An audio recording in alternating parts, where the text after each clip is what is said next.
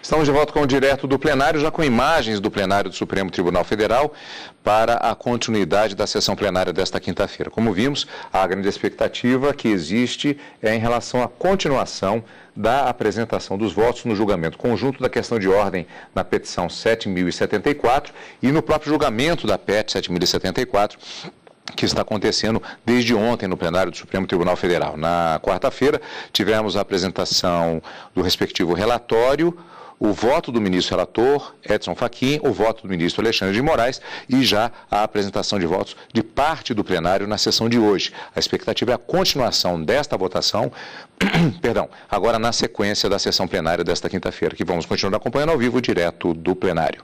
Por favor. Declaro reabertos os trabalhos desta sessão do plenário do Supremo Tribunal Federal. Passo a palavra ao senhor ministro Dias Toffoli, na sequência do julgamento da questão de ordem na petição 7.074 e no agravo regimental na mesma petição. Vossa Excelência, com a palavra. Senhora Presidente, inicio cumprimentando as manifestações da tribuna, do Procurador-Geral e inicio por dizer e cumprimentar o belíssimo voto, bem cuidado voto e preciso quanto ao objeto que nós estamos a debater no ponto trazido pelo eminente relator, ministro Luiz Edson Fachin, a quem também agradeço a honrosa menção feita em relação a precedente de minha lavra, bem como a todos que já a eles se referiram. Se Vossa Excelência me permitir, é um precedente de consulta necessária. Agradeço as palavras de Vossa Excelência, muito me honram, ministro Celso de Mello, nosso decano.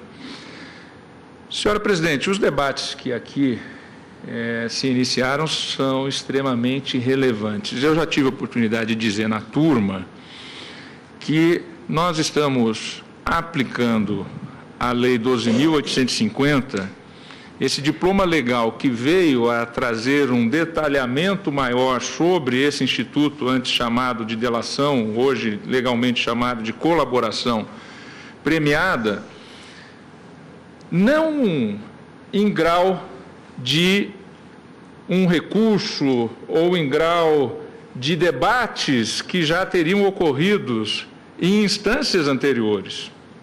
Em razão do foro de prerrogativa de função, nós temos, já de imediato, em primeira mão, sem ter uma decantação, digamos assim, do debate doutrinário jurisprudencial nas instâncias inferiores, nós, debate pronto, somos instados a enfrentar a aplicação da lei de uma maneira ainda não tão madura, porque se chegasse aqui apenas e tão somente em grau de recursos, nós teríamos aí as interpretações de milhares de juízes, dezenas de tribunais, e chegaria aqui já de uma maneira mais elaborada, com consequências práticas mais visíveis.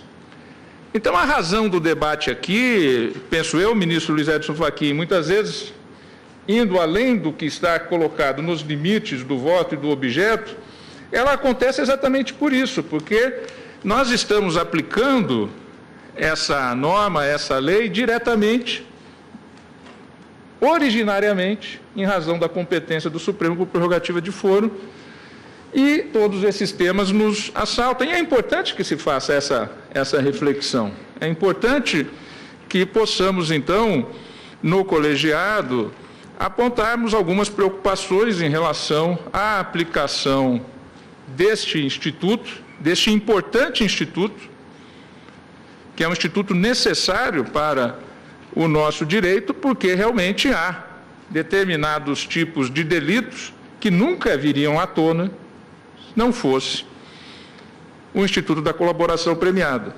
E é importante lembrar que, se embora aqui nós atuemos em razão de prerrogativa de foro, ou seja, em razão de agentes políticos e agentes públicos, essa colaboração no dia a dia é extremamente relevante para a criminalidade, por exemplo, contra o tráfico de drogas, contra pedofilia, contra uma série de crimes hediondos.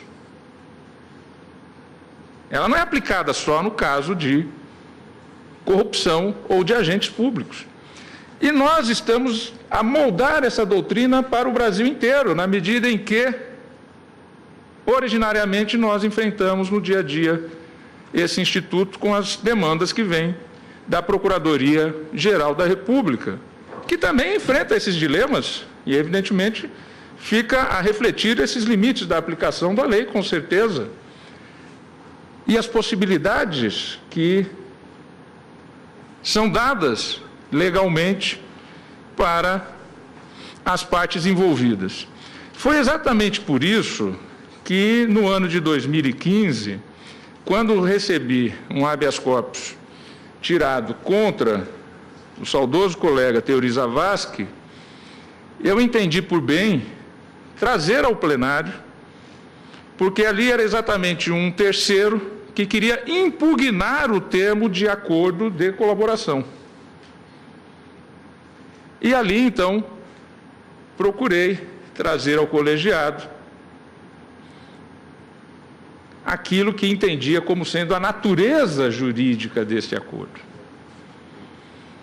E tive por premissa maior a ideia de que esse termo de colaboração, ele visa, de um lado, o Estado acusador a lograr a indicação de provas para vir a investigar e depois a acusar, se for o caso, mas principalmente tive por premissa a proteção do colaborador, de que uma vez ele tendo cumprido os compromissos assumidos, ele não viesse a sofrer do Estado com a não execução do quanto acordado.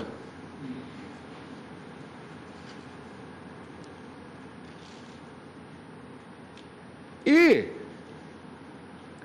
daí fui procurar, no conceito de um também saudoso professor, saudoso amigo, professor meu e de Alexandre, amigo civilista do ministro aqui, relator Luiz Edson Fachin, colega de congregação do ministro Ricardo Lewandowski, saudoso Antônio Junqueira de Azevedo, que foi um dos maiores civilistas da história brasileira.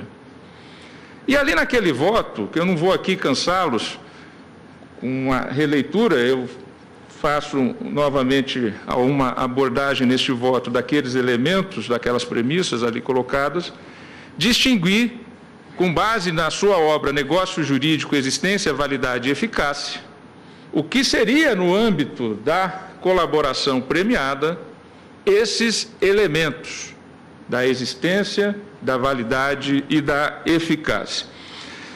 Sem, evidentemente, reler aquele voto ou transcrevê-lo na íntegra aqui, eu gostaria, senhora presidente, eu penso que o tema tem a densidade necessária para que nós façamos essa breve rememoração, como uma introdução ao meu voto, que depois vou fazer ajuntada por escrito, mas vou procurar resumi-lo neste momento.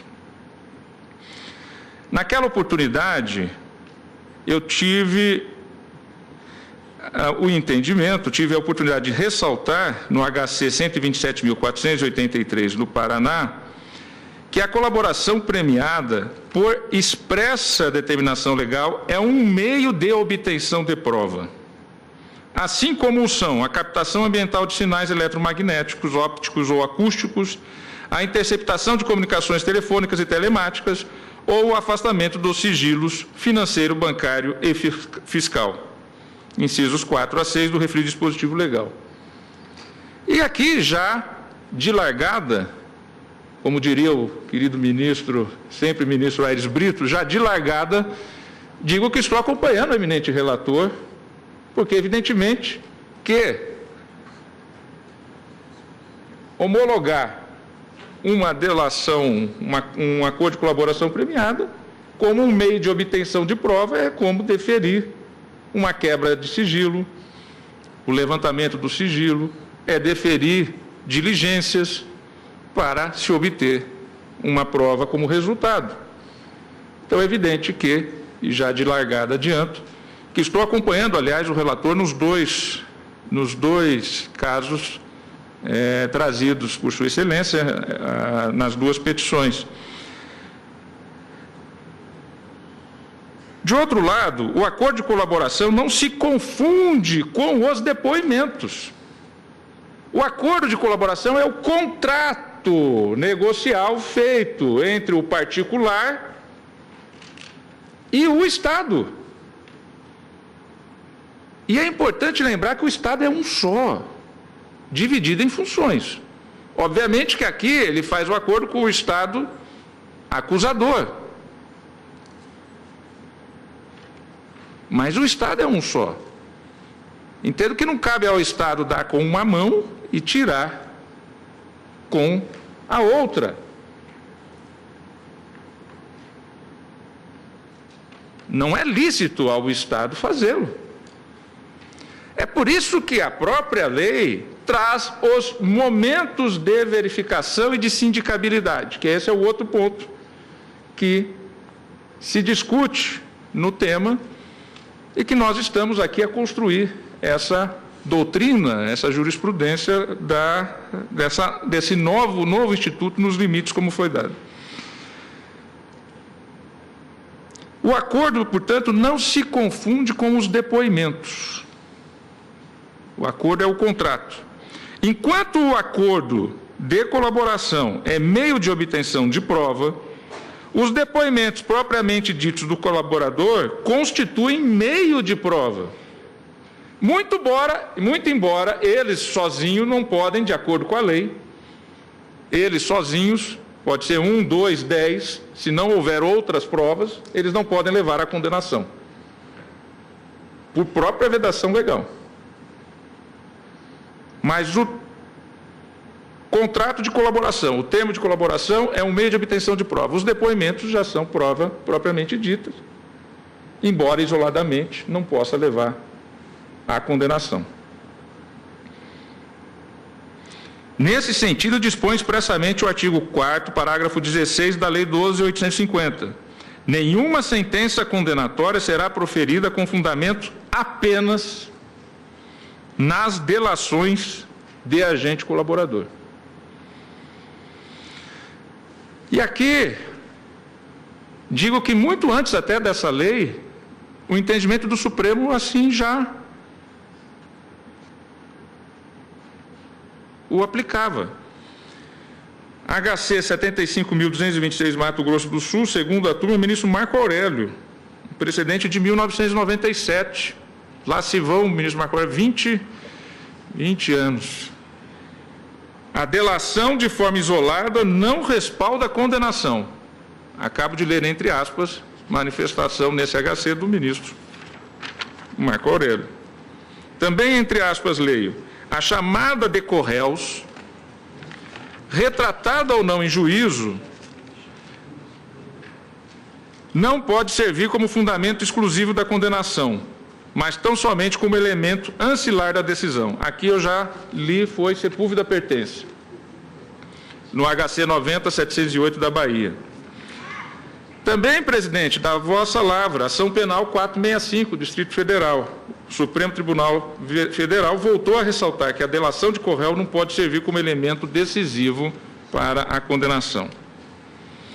Eu destaquei no voto do HC 127.483, Paraná, que além de meio de obtenção de prova, o acordo de colaboração premiada enquadra-se na categoria negócio jurídico processual, uma vez que, além de ser qualificado expressamente pela lei como meio de obtenção de prova, seu objeto é a cooperação do imputado para a investigação e para o processo criminal, atividade de natureza processual, ainda que se agregue a esse negócio jurídico o efeito substancial, esta de direito, portanto, material, concernente à sanção premial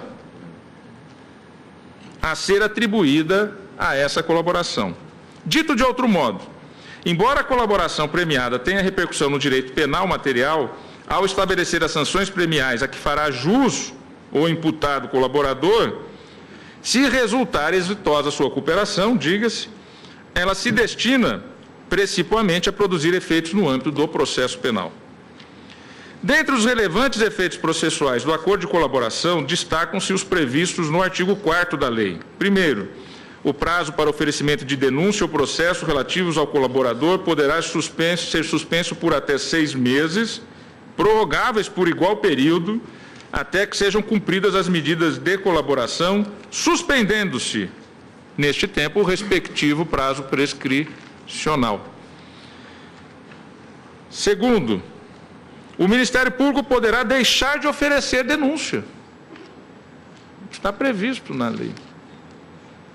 Se o colaborador não for líder de organização criminosa ou for o primeiro a prestar efetiva colaboração. Ontem, colegas falaram sobre exatamente esta questão. Terceiro, nos depoimentos que prestar, o colaborador renunciará, na presença de seu defensor, ao direito ao silêncio e estará sujeito ao compromisso legal de dizer a verdade.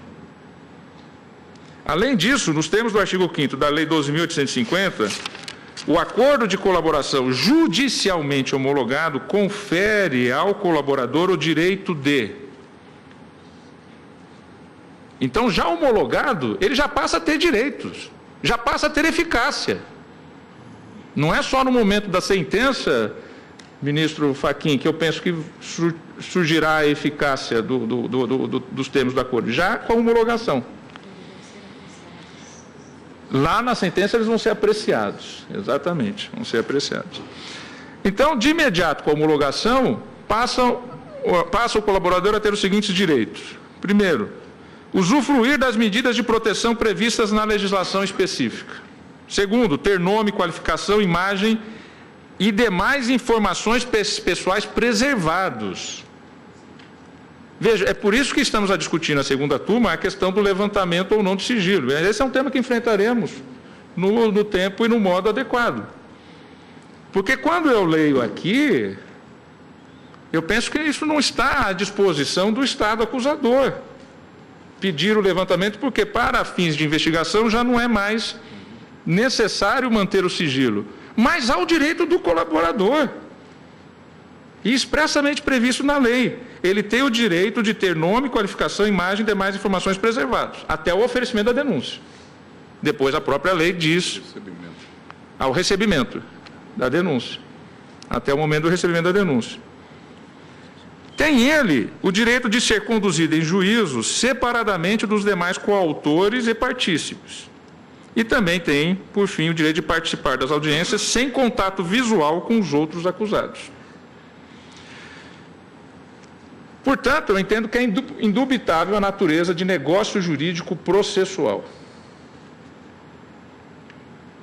E para não deixar de citar, embora não vou ler na extensão das várias páginas que trago, mais uma vez, fazendo referência ao querido e saudoso Antônio Junqueira de Azevedo, fui buscar, então, no exame do negócio jurídico, e me valendo de suas lições, os 3 planos sucessivos. Primeiro, da existência, que se dá pela análise de seus elementos, a fim de se verificar se o negócio é existente ou inexistente. Segundo, da validade, pela análise dos seus requisitos, a fim de se verificar se o negócio existente é válido ou inválido. O inválido ainda subdividido em nulo ou anulável. E, por fim, o plano da eficácia, pela análise de seus fatores, a fim de se verificar se o negócio existente é válido e válido é também eficaz ou ineficaz em sentido estrito.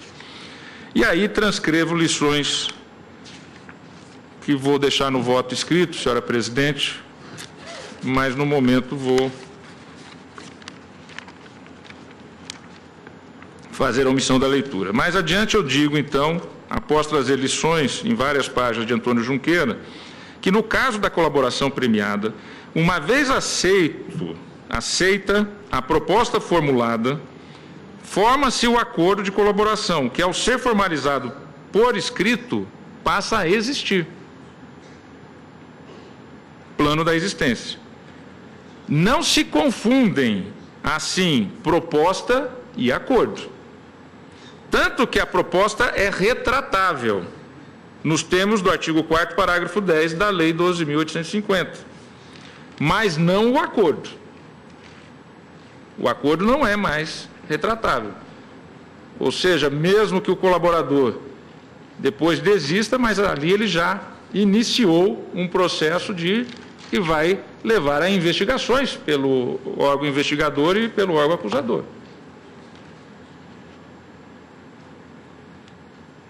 Se o colaborador não mais quiser cumprir seus termos, não se cuidará de retratação, mas de simples inexecução de um negócio jurídico perfeito.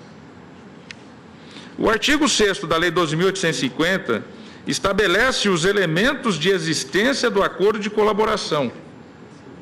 Esse acordo deverá ser feito por escrito, elemento de existência, e conter o relato da colaboração e seus possíveis resultados, as condições da proposta do Ministério Público ou do delegado de polícia.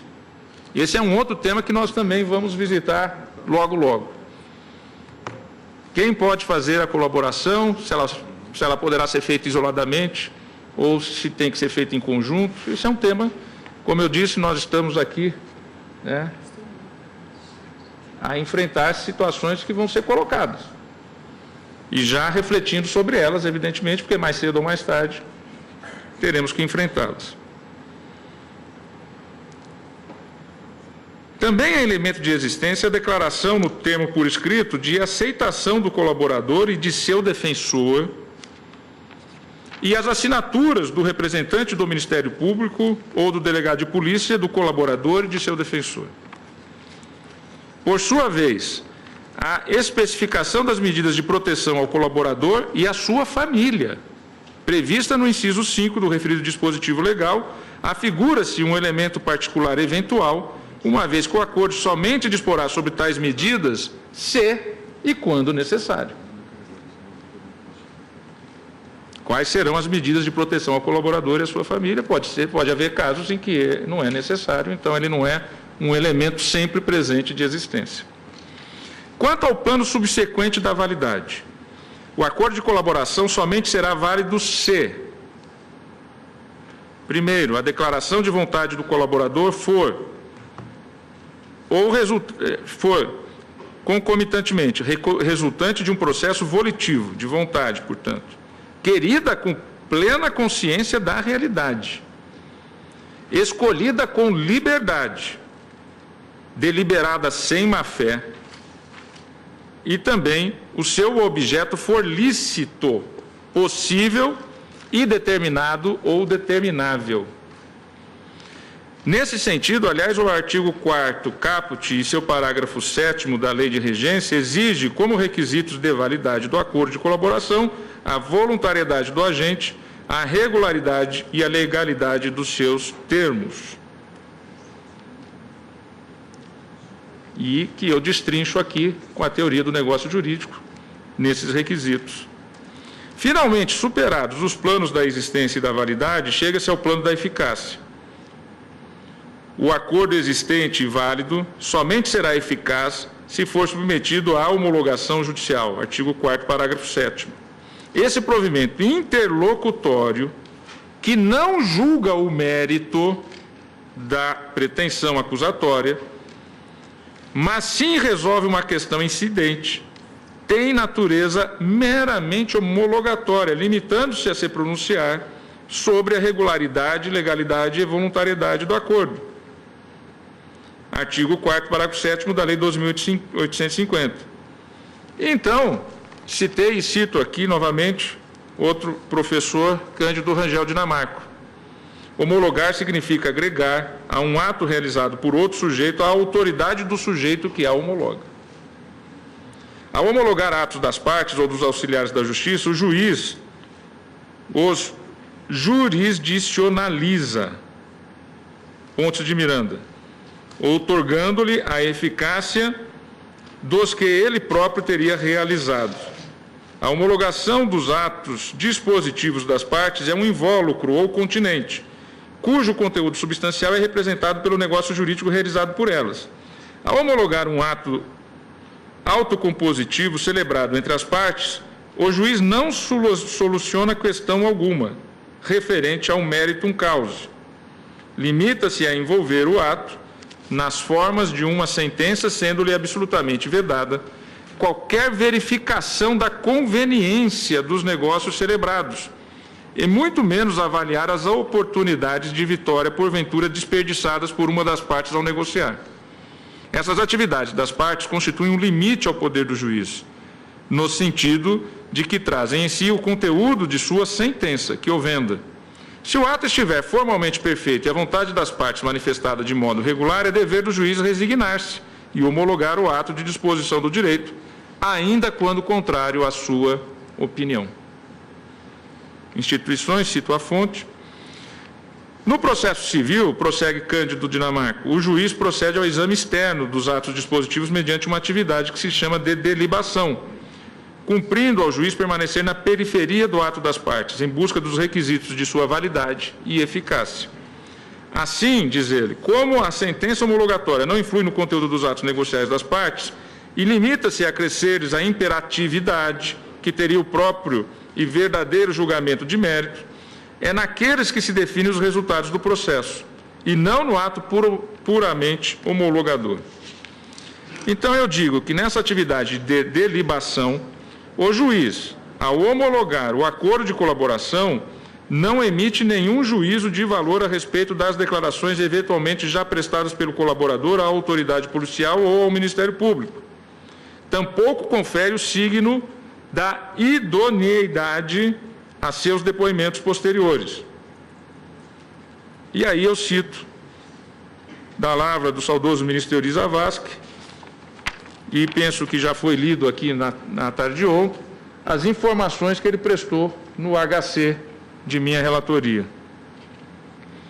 Em outras palavras, mais adiante digo eu, a homologação judicial do acordo de colaboração premiada não significa, em absoluto, que o juiz admitiu como verídicas ou idôneas as informações eventualmente já prestadas pelo colaborador e tendentes à identificação de coautores ou partícipes da organização criminosa e das infrações por ela praticadas, ou a revelação da estrutura hierárquica e da divisão de tarefas da organização criminosa. Até porque muitos dos anexos, por exemplo, de um termo de colaboração, não são necessariamente fatos criminosos e não gera ao Ministério Público sequer pedir investigação. Não é mesmo? O Procurador-Geral da República está aqui presente. O colaborador ele não tem como saber previamente se algo que ele pensa ser imoral é também crime ou não. Ele vai lá e fala: olha, tenho conhecimento desses fatos aqui. E aí, conforme são os fatos e as personagens envolvidas, o Ministério Público faz os anexos. Eu já homologuei colaboração premiada com vários anexos e o Ministério Público, em relação a alguns deles, pediu para arquivar. Na sua peça, o anexo X não relata nenhum fato criminoso. E aquilo é arquivado.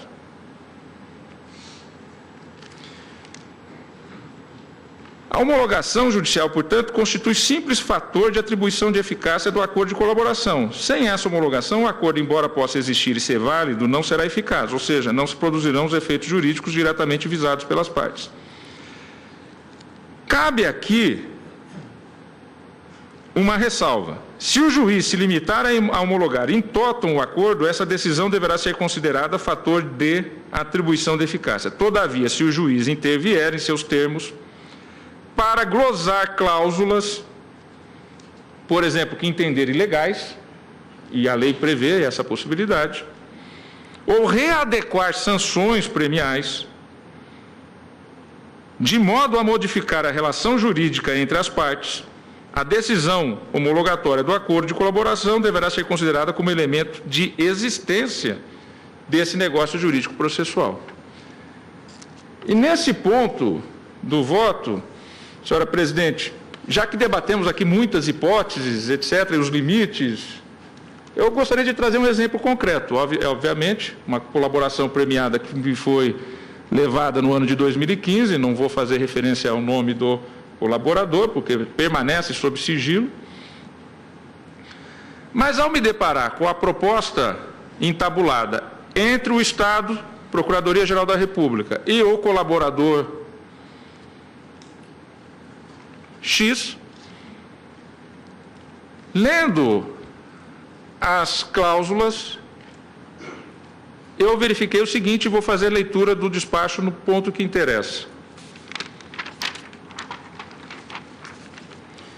Para a perfeita compreensão da natureza e da extensão da sanção premial acordada naquele caso específico, é mister que as cláusulas que a disciplinem não suscitem dúvidas ou ambiguidades. Na espécie, o acordo de colaboração em sua cláusula 5ª, parágrafo 1º, ao tratar, entre aspas, da pena privativa de liberdade e de seu regime de cumprimento, prevê. E aí eu passo a ler, então, aquilo que estava naquele acordo. A condenação à pena máxima de 20 anos de reclusão, considerando-se para esse fim a unificação da pena fixada nos processos penais já instaurados e que vierem a ser instaurados, com esteio nos feitos mencionados ou decorrentes deste acordo, com a suspensão dos demais feitos e procedimentos criminais na fase em que se encontrem, quando atingido o máximo hora proposto, desde que não haja recurso pendente com o objetivo de redução da pena. B. Independentemente do preenchimento dos critérios dispostos nos artigos 33 a 48 do Código Penal, o cumprimento da pena privativa de liberdade da seguinte forma: B1. 1 ano e 2 meses em regime fechado diferenciado em prisão domiciliar, com monitoramento eletrônico conforme as regras do apenso 1, detraído o período de prisão iniciado em 3 de agosto de 2015. B2. 1 ano em regime semiaberto diferenciado, em prisão domiciliar, sem monitoramento eletrônico conforme as regras do apenso 2. Então, eu recebi este acordo assinado pelas partes e entendi que suscitava dúvidas essa forma de cumprimento de pena. Então, eu coloquei no meu despacho: não obstante previstos 20 anos como tempo máximo de cumprimento de pena, o acordo somente disciplina o regime prisional durante os primeiros 2 anos e 2 meses, quedando-se omisso em relação ao restante da pena, o que deverá ser esclarecido. É mister ainda que, no caso de descumprimento das condições dos regimes diferenciados de execução de pena propostos, vejam o que eu coloquei no despacho: mister que, no caso de descumprimento das condições dos regimes diferenciados de execução de pena propostos, sejam disciplinadas as hipóteses em que, ao invés da rescisão do acordo, nos termos da cláusula 27, o colaborador ficará sujeito à eventual regressão do regime. Esse acordo que recebi não disciplinava esses elementos. Mas, como eu disse aqui no início do meu voto, e já falei, ministro Gilmar, na turma, nós estamos construindo essa jurisprudência e essa doutrina, porque a lei é recente, o Instituto é recente. E disse também: ao tratar da pena restritiva de direitos, a citada cláusula 5ª prevê no parágrafo 2º o seguinte: o cumprimento de 4 a 8 anos de prestação de serviços à comunidade, à razão de 7 horas semanais em entidade a ser designada em juízo competente do local de seu domicílio. B. O serviço assinalado ao colaborador deverá ser de natureza compatível com a sua formação acadêmica e profissional. C. A distribuição das horas far-se-á por ajuste entre o colaborador e a entidade sem vinculação a dia ou semana determinados. E D. O cumprimento da pena restritiva de direitos poderá ser iniciado assim que o colaborador tiver em regime semiaberto diferenciado previsto na cláusula B2 acima, desde que em horários compatíveis com o referido regime, ou seja, durante a semana, entre as 6 horas e 20 horas. Então, eu disse: todavia, cumpre esclarecer se as penas restritivas de direitos serão impostas de forma substitutiva ou cumulativamente, com eventual pena privativa de liberdade, bem como se o limite de condenação de 20 anos de reclusão também compreende as penas restritivas privativas de liberdade substituídas por restritivas de direito. E ainda me manifestei sobre uma outra cláusula, a 13ª, que também entendi suscitar dúvidas. Esta cláusula dispunha: o colaborador autorizará o Ministério Público Federal ou outros órgãos nacionais ou estrangeiros indicados pelo Ministério Público Federal a acessarem todos os dados ministro Celso, de sua movimentação financeira no exterior, mesmo que as contas não estejam em seu nome. Por exemplo, em nome de offshores ou interpostas pessoas, inclusive familiares. Isso estava nesse termo de acordo. O que inclui, exemplificativamente, continuo lendo o termo de acordo, todos os documentos cadastrais, extratos, cartões de assinatura, dados relativos a cartões de crédito, aplicações de identificação de depositantes e beneficiários de transações financeiras, assinando o termo específico para essa finalidade. Então, eu disse, o colaborador tem legitimidade para renunciar ao seu sigilo bancário ou de operações com cartões de crédito relativamente às contas ou aos cartões de que seja titular ou representante legal. Dito de outro modo, não pode o colaborador validamente abrir mão do sigilo de contas bancárias ou de cartões de titularidade de terceiros. E então eu concluí. É mister, portanto, seja retificada a cláusula em questão. E aquelas outras também. Com essas considerações, abra-se vista dos autos à Procuradoria-Geral da República, Brasília, 9 de dezembro de 2015. Os autos foram à Procuradoria-Geral da República, a Procuradoria-Geral da República fez as adequações necessárias,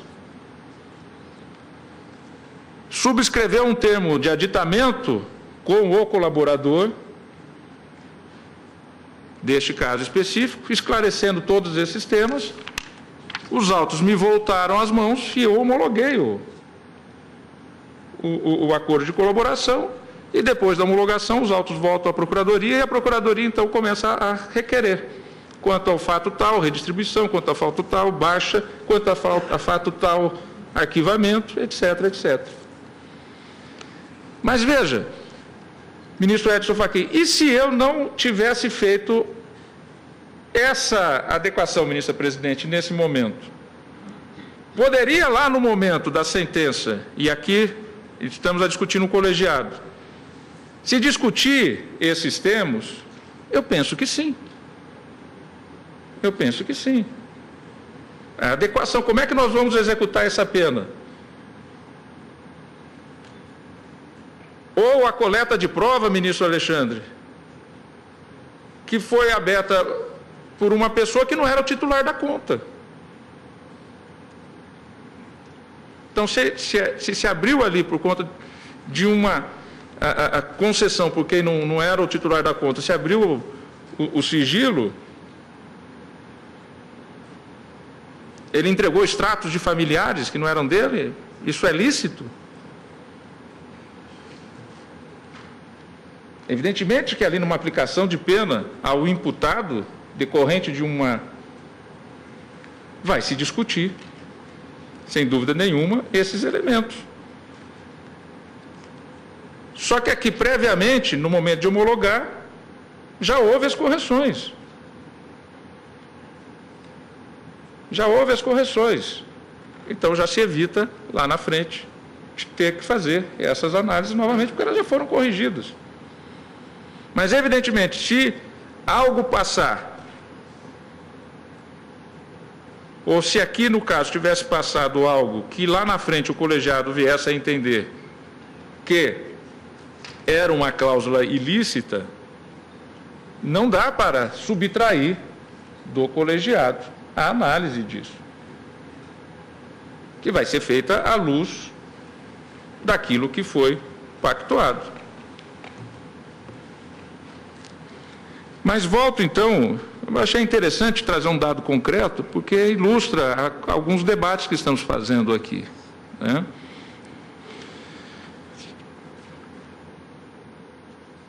Finalmente, havendo um acordo de colaboração existente, válido e eficaz, nos termos do artigo 4º, 1 a 5 da Lei 12.850, a aplicação da sanção premial nele prevista dependerá do efetivo cumprimento pelo colaborador das obrigações por ele assumidas, com a produção de um ou mais dos seguintes resultados: a. Identificação dos demais coautores e partícipes da organização e das infrações penais. B. Revelação da estrutura hierárquica e da divisão de tarefas da organização. C. Prevenção de infrações penais decorrentes das atividades da organização criminosa. D. Recuperação total ou parcial do produto ou do proveito das infrações. E. Localização de eventual vítima com a sua integridade física preservada. Se não sobrevier a nenhum desses resultados concretos para a investigação, restará demonstrado o inadimplemento do acordo por parte do colaborador e não se produzirá a consequência por ele almejada, qual seja a sanção premial. Não será aplicada. Destaquei ainda naquele voto condutor do HC 127.483, caso a colaboração seja efetiva e produza os resultados almejados, há que se reconhecer o direito subjetivo. Uma vez ela surtindo os resultados, há o direito subjetivo do colaborador à aplicação das sanções premiais estabelecidas no acordo, inclusive de natureza patrimonial. Assim, caso se configure, pelo integral cumprimento de sua obrigação, o direito subjetivo do colaborador à sanção premial, tem ele o direito de exigi-la judicialmente, inclusive recorrendo da sentença que deixar de reconhecê-la ou vier a aplicá-la em desconformidade com o acordo judicialmente homologado, sob pena de ofensa aos princípios da segurança jurídica e da proteção de confiança.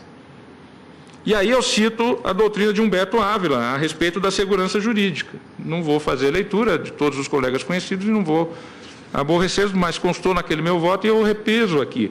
Até porque é extremamente importante a questão da segurança jurídica, porque, por exemplo, um acordo de colaboração premiada, trazido pela Procuradoria-Geral da República, homologado por um colega no Supremo, em que se diz o colaborador não será denunciado. E todos nós sabemos que o nosso Ministério Público não tem hierarquia. Cada promotor, cada procurador é um órgão. Se vier, eventualmente, em relação a um fato que aqui foi homologado, de não haver denúncia, um colega do Procurador-Geral da República, que na primeira instância oficia e apresenta uma denúncia, o que Sua Excelência vai fazer?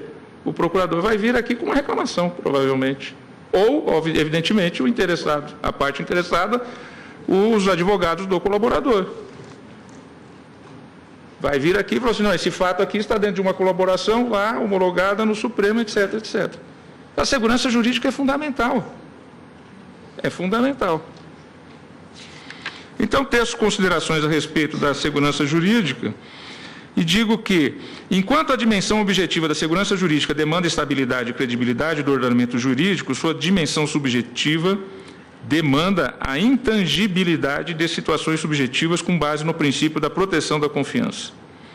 Mais adiante eu digo, portanto, os princípios da segurança jurídica e da proteção da confiança tornam indeclinável o dever estatal de honrar o compromisso assumido no acordo de colaboração, concedendo a sanção premial estipulada, legítima contraprestação ao adimplemento da obrigação por parte do colaborador.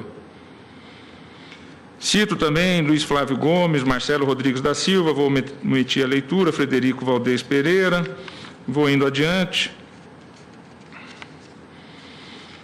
E digo, então, estabelecidas essas premissas, passo a fazer algumas reflexões a respeito da questão de ordem apresentada pelo eminente relator, que já disse que estou a acompanhar. Mas faço algumas reflexões. Como já salientado no HC, o juiz, ao homologar o acordo de colaboração em típica atividade de delibação, não emite nenhum juízo de valor a respeito das declarações eventualmente já prestadas pelo colaborador à autoridade policial ou ao MP. Tampouco confere o signo de idoneidade a seus depoimentos posteriores. Trata-se de simples fator de atribuição de eficácia. De toda sorte, se não cabe ao juiz avaliar a conveniência e a oportunidade do acordo, e muito menos a veracidade das declarações do colaborador, não resta dúvida de que, por expressa determinação legal, ele tem o dever de examinar, além da voluntariedade do agente, a regularidade e a legalidade dos seus termos. Aqui nesse despacho que eu mencionei, eu verifiquei a regularidade quanto a forma de cumprimento da pena e a legalidade, tendo em vista aquilo que eles comprometiam, que era de entregar contas de familiares. E foi corrigido. Então é um dever nosso, enquanto magistrado, ao receber um termo de acordo de colaboração, verificar não só a voluntariedade, mas também a regularidade e a legalidade, que constituem requisitos de validade do acordo de colaboração, artigo 4º caput e seu parágrafo 7º. Dessa feita, ainda que se trate de mero juízo de dilibação, trata-se, a meu sentir, da fase de sindicabilidade das cláusulas acordadas. É o momento da homologação, anterior à homologação, é a fase que o relator vai sindicar as cláusulas da colaboração. Nesse particular, há que se distinguir, 1, a legalidade das cláusulas acordadas enquanto requisito de validade, e 2, a aplicação propriamente dita da sanção premial acordada, a qual dependerá do efetivo cumprimento pelo colaborador das obrigações por ele assumidas. O controle de legalidade das cláusulas, repito, deve ser feito no momento da homologação do acordo, inclusive em observância ao princípio da segurança jurídica. Dito de outro modo, se houver cláusula que ofenda preceito constitucional ou legal, há que se sindicá-la desde logo. Aliás, no contexto de legalidade do acordo de colaboração, insere-se a questão ainda não examinada em profundidade pelo Supremo, que é exatamente aquilo que já foi aventado aqui, as extensões desse poder negocial do agente que, em nome do Estado, assina com o colaborador, seja a polícia, seja o Ministério Público. Então, senhora presidente, eu penso que o momento da sindicabilidade é o momento da homologação. Eventualmente pode haver cláusulas que, indo lá à frente, pode ser consideradas, mas aí se analisará já com as consequências, como disse o ministro Alexandre de Moraes.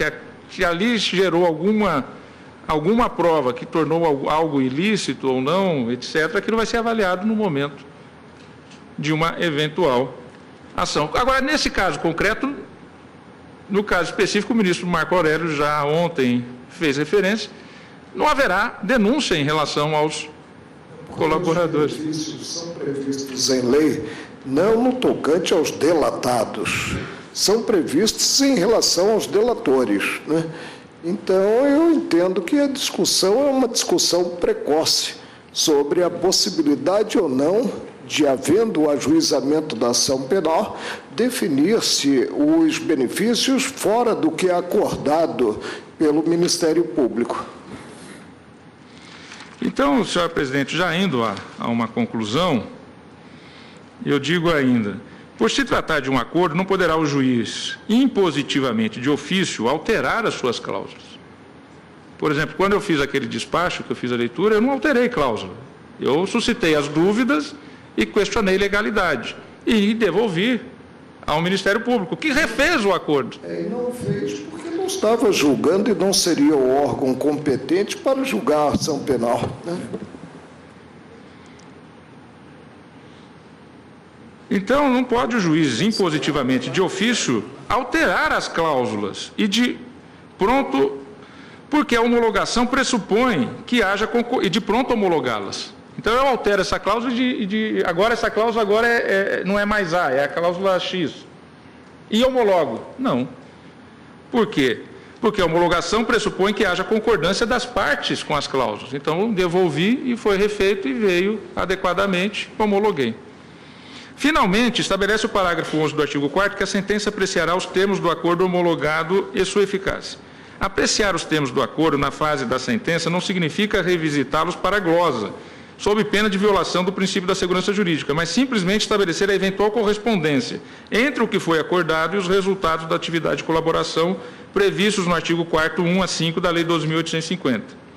Trata-se apenas de medir na sentença os resultados da colaboração, para que se possa aferir a extensão da sanção premial a ser concedida, sem novo juízo de valor a respeito da legalidade das cláusulas acordadas.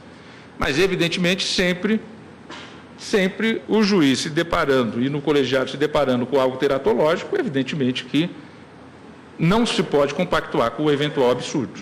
Então, estou aqui fazendo referências dentro da ordem, da natureza normal das coisas, como sempre diz o ministro Marco Aurélio, tendo em vista a natureza normal das coisas. Mas a justiça nunca vai compactuar com o absurdo. Eu lembro da leitura de um julgamento que está nos julgamentos históricos do Supremo, de um mandado de segurança, penso que o ministro Celso e o ministro Marco Aurélio são os únicos que estavam na época aqui, ainda ministro Moreira Alves e ministro Brossard, na qual se discutia o trâmite de um pedido de impeachment do presidente, o ministro Marco Aurélio não estava, porque o presidente era o José Sarney, presidente José Sarney. E aí, o Brossard, entendendo que não cabia o mandado de segurança, o objeto do mandado de segurança era que o presidente da Câmara tinha arquivado e o mandado de segurança era para destravar, então, aquele arquivamento e levar ao plenário. E o ministro Paulo Brossard, então, disse que era insindicável aquele ato e que não caberia jamais o mandado de segurança. E nos debates, o ministro Moreira vira, então, mas e se a sentença depois no Senado da República for a pena de morte e não o afastamento do poder? Nós não vamos sindicá-lo? Nós não vamos sindicá-lo? Quer dizer, o absurdo sempre haverá a ida ao judiciário. Eu estou aqui dentro do modo regular das coisas. O ministro Alexandre chamou a atenção para situações como comprometimento da voluntariedade, a questão da possibilidade de tortura, a possibilidade de coação e outros vícios. Por isso que eu falo que são elementos da validade que poderão se manifestar depois. Até porque, na verdade, o conceito de eficácia é um conceito conglobante. E uma questão que me parece relevante diz respeito ao artigo 4º, parágrafo 4º da lei, o qual dispõe: nas mesmas hipóteses do caput, o Ministério Público poderá deixar de oferecer denúncia se o colaborador não for o líder de organização ou for o primeiro a prestar efetiva colaboração nos termos desse artigo.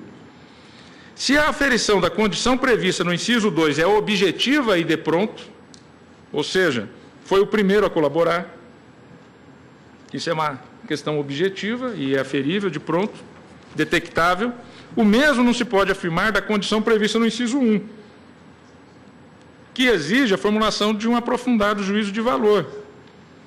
Na fase da homologação, embora permitida, poder-dever do juiz, a glosa de cláusula que ofendem a lei não admite que o juiz faça uma análise aprofundada do material probatório para aferir se aquele agente seria ou não o líder de organização criminosa, máximo em se tratando de investigações ainda em curso, sem que as imputações tenham sido delimitadas e formalizadas com a denúncia.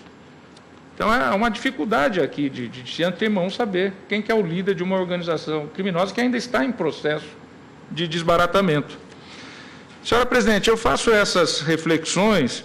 Teríamos muitas outras questões que não estão postas nesse caso concreto, mas apenas para reflexão, eu vou registrar no voto. Por exemplo, seria constitucional uma cláusula que estabeleça, após a homologação do acordo de colaboração, o imediato cumprimento da pena privativa de liberdade, nos moldes acordados, antes mesmo da existência de uma condenação, confirmada em segundo grau? Digo que, nesse particular, não se pode confundir a eventual existência de uma prisão cautelar que gerará o direito à detração penal com a exigência de imediata submissão do colaborador à execução antecipada da pena, antes mesmo de uma condenação. E aí, o fato que já vem ocorrendo. Aí não está aqui em objeto essa discussão, mas colocando a reflexão. E aí eu digo que, nos termos do artigo 5º, 54, ninguém será privado da liberdade ou de seus bens sem o devido processo legal. E trago aqui, do ponto de vista legal, quais são os tipos de prisão que são previstas. E não há prisão prevista por acordo, para execução imediata. Para execução imediata. Ora, o acordo de colaboração tem o condão de substituir a existência de um juízo definitivo de culpabilidade, que somente pode ser formulado após a observância do devido processo legal. Já fiz referência à questão do sigilo, que estamos a debater na turma. A outra questão, a Lei 12.850, ela não é específica quanto à possibilidade de um acordo de colaboração contemplar regimes de cumprimento de pena diversos dos parâmetros fixados pelo artigo 33.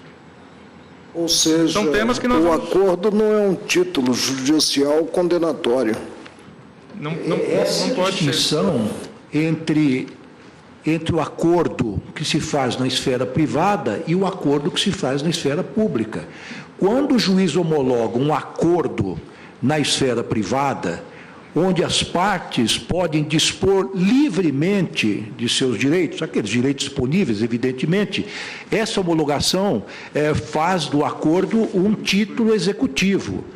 Mas este acordo ao qual nós nos referimos, e o ministro Fachin muito bem sublinhou isso em seu voto, é um acordo, é um contrato de direito público, condicionado aos lindes legais, aos limites legais. Portanto, há uma ampla sindicabilidade por parte do Poder Judiciário quanto a esses aspectos. Essa é uma diferença. Eu quando comecei a estudar esse assunto, em conjunto com minha assessoria, eu quis fazer esta distinção que precisa, a meu ver, ser feita com muita clareza entre os efeitos da homologação na esfera privada e a homologação que o juiz faz da colaboração premiada. Ela não tem esse foro de definitividade que tem na esfera privada. Não se torna um título executivo por si só. Porque ele pode ser, a meu ver, insisto, falarei sobre isso brevemente, revisto quanto aos aspectos de legalidade pelo colegiado, que é o juiz natural. E eu já vou encerrando, senhora presidente, agradeço as intervenções feitas, porque exatamente, voltando ao início do meu voto, que a premissa do acordo de colaboração é para o Estado desbaratar uma organização criminosa, mas principalmente para o colaborador a garantia de que aquilo que ele cumprir será pago pelo Estado, no sentido de lhe conceder a sanção premial. Na ideia da premissa maior do meu voto, que é a proteção ao colaborador, eu entendo que a questão da segurança jurídica é fundamental na linha de várias discussões que já ocorreram aqui, mas que também, não é o caso aqui presente, mas que também é a questão da análise da sindicância de causas que já impõem cumprimento. E digo isso para reflexão do Ministério Público e de todos, porque esta lei não existe para ser aplicada só no Supremo, é no país inteiro, como lembrou o ministro Alexandre de Moraes. São milhares de agentes do Ministério Público e da Polícia pelo Brasil. Polícia e Ministério Público. E esse é um outro tema que vamos discutir, né? Quem tem competência, como que se... uma hora ou outra. Mas, enfim, e essa é a proteção ao colaborador. Eu vejo o acordo como um grande contrato, um negócio jurídico de proteção ao colaborador, de que ele vai ter do Estado o retorno em relação àquilo que ele cumpriu. Uma distinção nítida entre aquele que homologa o acordo nessa fase embrionária, que eu aplicaria como embrionária, que não compromete considerados pronunciamentos futuros, e o que julga, o órgão que julga a ação penal se proposta. Então, eu encerro, senhora presidente, agradecendo a compreensão dos colegas. Eu sempre gosto de ser mais breve nos votos, mas voltando e sintetizando que estou a acompanhar em toto, subscrevendo em toto. Apenas trouxe essas parcas reflexões para contribuir com eventuais discussões futuras, mas estou subscrevendo o voto do eminente relator nos dois casos. Dois casos. Pois não, o ministro Dias Toffoli também acompanha o relator. Ouvimos o ministro Ricardo Lewandowski. Senhor presidente, o tema instigante, eu procuraria ser breve, não obstante o interesse dessa temática, a importância desse novo instituto da colaboração premiada, como foi ressaltado por vários ministros deste plenário, inclusive pelo ilustre Procurador-Geral da República. Eu inicio cumprimentando o ministro Fachin pela proficiência com que está atuando na condução dos complexos processos sob sua relatoria. E cumprimento também o ministro Fachin pela coragem com que teve em homologar de pronto e com muita firmeza esta colaboração premiada que estamos discutindo, confiando que estava interpretando corretamente a lei da colaboração premiada e também o regimento interno da Casa. Eu queria também parabenizar o Ministério Público pelo esclarecedor memorial que nos ofertou, que, a meu ver, afasta qualquer dúvida quanto à prevenção do ministro Fachin. O Procurador-Geral da República apresentou um memorial onde faz um estudo comparativo dos vários inquéritos e petições que mostram com muita clareza que os fatos relatados nos inquéritos 4326, 4327, 4367, 4462, 4470 e na petição 6122 revelam fatos que também foram mencionados nos depoimentos de Joesley Mendonça e de Ricardo Saúde. Portanto, com relação à primeira questão que estamos discutindo aqui, eu não tenho nenhuma dúvida em assentar a prevenção do eminente ministro Fachin para relatar esses feitos com base, insisto, neste excelente memorial apresentado pela Procuradoria-Geral da República. Senhora Presidente, como já adiantei, eu fiz um longo estudo, inclusive fazendo uma comparação entre os dois sistemas legais que surgiram no mundo a partir do século XIII da nossa era, quando houve um declínio do direito romano no mundo ocidental.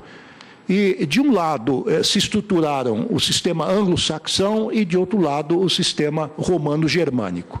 E já adiantei, na fase das discussões, que no sistema anglo-saxão, o juiz tem, de modo geral, o papel de um mero árbitro entre uma controvérsia que se instaura entre o Estado acusador e o réu.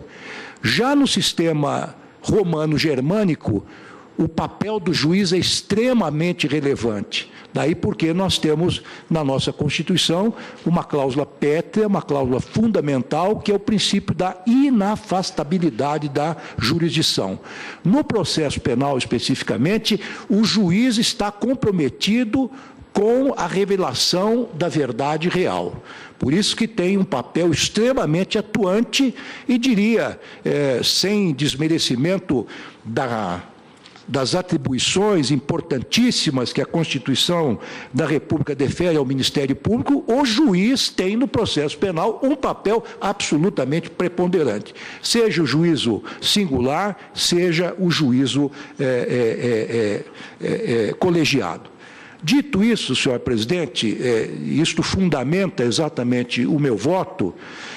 Eu entendo que, na delação premiada, não obstante o papel relevantíssimo do Ministério Público, que agora tem um instrumento muito eficaz de combate à criminalidade organizada, o Ministério Público, evidentemente, está jungido a uma última palavra, não no que diz respeito à conveniência e à oportunidade da celebração do acordo, mas no que diz respeito à legalidade lato sensu do acordo, ao Poder Judiciário, neste caso, ao juiz relator e também ao plenário em última análise. Como já foi dito aqui, e repito também com muita singeleza, existem dois momentos para analisar as cláusulas e condições das delações premiadas, pelo menos no âmbito colegiado como o nosso. O primeiro é o exame feito pelo relator. E aqui, nesta casa, o relator faz esse exame com base no artigo 21 do Regimento Interno do Supremo Tribunal Federal, que lhe dá a competência de instruir o processo. Mas este exame, insisto, é um exame precário, efêmero, que se faz à luz dos meros indícios que o relator tem em mãos. Então, ele homologa o acordo, verificando se estão presentes os requisitos da regularidade, legalidade e voluntariedade. Agora, legalidade no sentido amplo da palavra, porque o relator tem o dever de vetar cláusulas que excluam da apreciação do judiciário lesão ou ameaça de lesão a direitos. Em segundo lugar, que estabeleçam o cumprimento imediato da pena ainda não fixada. Isto o ministro Toffoli acaba de ressaltar com muita propriedade, ao meu ver. Terceiro lugar, fixem regimes de cumprimento de pena não autorizados pela legislação em vigor. Quarto, avancem sobre cláusulas de reserva de jurisdição. 5, determinem o compartilhamento de provas e informações sigilosas sem a intervenção da Justiça. E, finalmente, 6, autorizem a divulgação de informações que atinjam a imagem ou a esfera jurídica de terceiros. Esse é o exame de legalidade que precisa ser feito necessariamente pelo relator. Vossa Excelência, senhora presidente, numa atuação, a meu ver, lapidar, como sempre, quando, durante o recesso, homologou os acordos de delação premiada da Odebrecht, os principais executivos dessa empresa, Vossa Excelência acentuou o seguinte: nesta linha que eu estou agora trilhando, Vossa Excelência disse: quanto ao conteúdo das cláusulas acordadas, é certo que não cabe ao Judiciário outro juízo senão a sua compatibilidade com o sistema normativo. Isso mesmo. Sob esse aspecto, o conjunto de cláusulas do acordo guarda harmonia com a Constituição e as leis, com exceção, aí Vossa Excelência já afasta do acordo, do negócio jurídico acertado, acordado, avançado entre o Ministério Público e os executivos da Odebrecht, Vossa Excelência já afasta a expressão renúncia à garantia contra a autoincriminação e ao direito ao silêncio constante do título 5 do acordo, no que possa ser interpretado como renúncia a direitos e garantias fundamentais, devendo ser interpretada com a adição restritiva ao exercício da garantia do direito respectivo no âmbito do acordo para seus fins. Bom, então Vossa Excelência já fez uma ablação importantíssima nesse controle que é próprio do relator nesta fase. Também Vossa Excelência diz o seguinte: cumpre destacar o parágrafo 1 da cláusula 2ª, que disciplina o perdimento de bens considerados instrumento, produto ou proveito de delitos de lavagem de dinheiro, ressaltando, no que se refere à renúncia aos bens de propriedade de terceiros, que a legitimidade do colaborador será naturalmente restrita aos bens de sua titularidade. E mais, Vossa Excelência afastou a cláusula 6ª do acordo, ou delimitou-a, dizendo o seguinte: a única hipótese suspensiva do prazo prescricional será aquela prevista no artigo 4º, parágrafo 3º da Lei 12.850, de 2013. E, no mais, o levantamento do sigilo, tal como indicado pela cláusula 16, dependerá, em todos os casos, isso é importante, do provimento judicial motivado à luz do regime legal imposto. Então, Vossa Excelência fez um controle muito apropriado, muito consentâneo com o espírito da legislação da delação premiada. Mas suponhamos que Vossa Excelência tivesse falhado nesse exame inicial, perfunctório, enfim... Era uma hipótese muito remota. Vossa Excelência está olhando... Errare humanum est, diziam os nossos... Só tem humano aqui sentado. Então, também... Não, o ministro olhou para na altura errada. Aqui tem 11 seres humanos. Supondo que Vossa Excelência não tivesse feito um exame exauriente da legalidade deste acordo de delação premiada, tendo em conta exatamente a precariedade do acervo probatório, que é próprio desse momento inicial do processo, competiria, a meu ver, insisto nesse aspecto, ao plenário, que é o juiz natural para prolatar, inclusive, a sentença, o exame desses aspectos porventura não examinados neste primeiro exame, que tem natureza meramente delibatória. Então, senhora presidente, eu queria dizer o seguinte, que a decisão do relator é importante sob todos os aspectos, especialmente porque dá impulsão ao processo, permite que aquela delação premiada, que constitui um meio de obtenção de provas, possa efetivar-se no plano da realidade fática, mas esta decisão, permito-me insistir com uma certa veemência, não vincula o plenário no que diz respeito aos aspectos da legalidade lato sensu. A legalidade lato sensu, porque aí está compreendida a constitucionalidade e também os aspectos atinentes à legislação ordinária que regem esse instituto da delação premiada. Eu teria muito mais a dizer, senhor presidente, mas esse é o essencial. Quero dizer que concordo e me alinho ao voto do eminente relator, no sentido, primeiro, de assentar a prevenção de Sua Excelência neste caso, e para dizer também que está absolutamente rígida a homologação que Sua Excelência fez deste acordo, a meu ver, com as ressalvas que fiz, no sentido de que poderá o plenário, depois, por ocasião da aprovação da sentença, como está na lei de regência, poderá examinar a eficácia do acordo, poderá revisitar os aspectos de legalidade lato sensu, embora não lhe seja dado ao plenário qualquer ingerência no tocante aos aspectos de conveniência e oportunidade da celebração do acordo, que são próprios do representante do Estado acusador, que é o Procurador-Geral da Justiça. É como voto, senhor presidente. Então,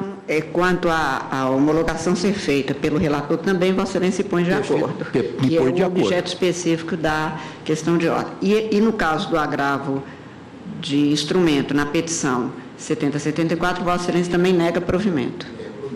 Pois não. Senhores ministros, em razão do horário, e como ainda teríamos 4 votos, na forma regimental, eu proponho que nós suspendamos o julgamento para continuidade na quarta-feira e encerramos, então, a sessão para finalizarmos na próxima quarta-feira como a sequência da pauta, como estamos fazendo. Então, em face disso, eu proclamo provisoriamente que na esteira do voto do ministro relator, que resolveu a questão de ordem no sentido da competência do relator para monocraticamente homologar colaboração premiada e competência do colegiado do Supremo para verificar a sua eficácia, assentando a sua prevenção neste caso e negando provimento ao agravo regimental, foi ele acompanhado pelos ministros Alexandre de Moraes, Roberto Barroso, Rosa Weber, Luiz Fux, Dias Toffoli e o ministro Ricardo Lewandowski. Com as observações que respeitosamente fiz. Não sei se... mas a mim me parece que o voto do eminente ministro Ricardo Lewandowski, no que se refere à questão de ordem, acompanha em parte o eminente relator. Por quê? Porque Sua Excelência, o ministro Lewandowski, entende plenamente revisíveis sob a perspectiva da legitimidade jurídica as cláusulas anteriormente objeto da homologação. Legalidade. Não é? Sim. Eu estou de acordo, Sim. Se me permitir, com a ponderação que o ministro Celso faz, o sentido da eficácia a que me refiro, um sentido mais contido. Pois não. Portanto, não, neste caso eu quero dizer o seguinte, quer dizer, em essência, eu estou coincidindo com o voto do ministro relator. O que eu não... Pois é, não, o que eu não posso admitir... A colocação do ministro Ricardo, porque eu, por exemplo, eu não tenho condições de homologar as cláusulas do acordo, porque eu não conheço o acordo. Por isso, a tese que adotei, que o ministro Celso está a ponderar, é no sentido que a sentença pode examinar os termos do acordo e sua eficácia. Sendo que, como esclareci, o exame de regularidade, voluntariedade e legalidade é feito pelo ato homologatório. Mas acontece, eu queria... Não aceito, e pelo menos foi o que assentaram os que seguiram Vossa Excelência, até com os esclarecimentos depois das ponderações do ministro Fux, no sentido de que elas não seriam revisitadas para qualquer modificação, o contrário do que assenta o ministro Lewandowski, que acha que seria, não? Desculpe, senhor presidente, não, eu simplesmente estou dizendo o seguinte, quer dizer, em princípio, a homologação do relator é rígida e válida sob todos os aspectos, mas se o plenário, à luz da coleta de provas que é feita posteriormente, sob o crivo do contraditório, se deparar com uma nulidade insanável ou com uma ilegalidade intransponível, eu não posso crer em sã consciência que nós, no plenário, possamos ficar silentes com relação a isso. Inclusive matéria de ordem pública, que pode ser reconhecida a qualquer momento. Ministro... Eu não quero crer, senhor presidente, que nós abdiquemos, que algum ministro deste plenário abdique de examinar a qualquer momento uma ilegalidade patente, flagrante. Mas como ministro... Então, eu não tenho divergência com o ministro... É claro que a posição do ministro Lewandowski é diferente da minha. Sim, e é por isso que ouviremos ainda o relator que está pedindo a palavra. A tese que trouxe e que procurei já fazer a explicitação vai no sentido de que esse exame, no julgamento final, na sentença, no acordo, nos termos do parágrafo 11 do artigo 4º da Lei 12.850, esse exame pode recair sobre os termos do acordo e sua eficácia. Isso significa, portanto, examinar o cumprimento do acordo e os termos respectivos. Eu vou até este ponto e creio que a posição do ministro Ricardo é um pouco mais extensa da que eu adotei. Ele estaria acompanhando em parte o ministro. Eu quero, sim, relator. Então vamos esclarecer, senhor presidente. Eu acompanho o relator no sentido de assentar que ele está prevento para examinar este e outros feitos conexos.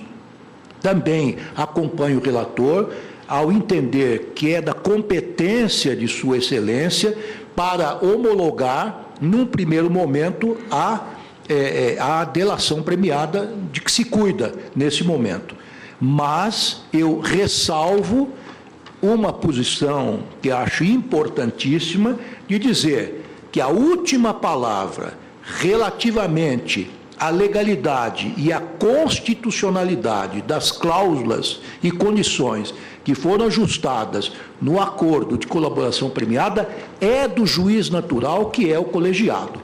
Isso não significa que nós vamos, nesse segundo momento, ingressar no juízo de conveniência e oportunidade que é próprio, que é privativo do chefe do Ministério Público, assim como vota. Pois não, então eu estou proclamando que, quanto ao voto do ministro Lewandowski, Vossa Excelência acompanha, em parte, quanto à prevenção e...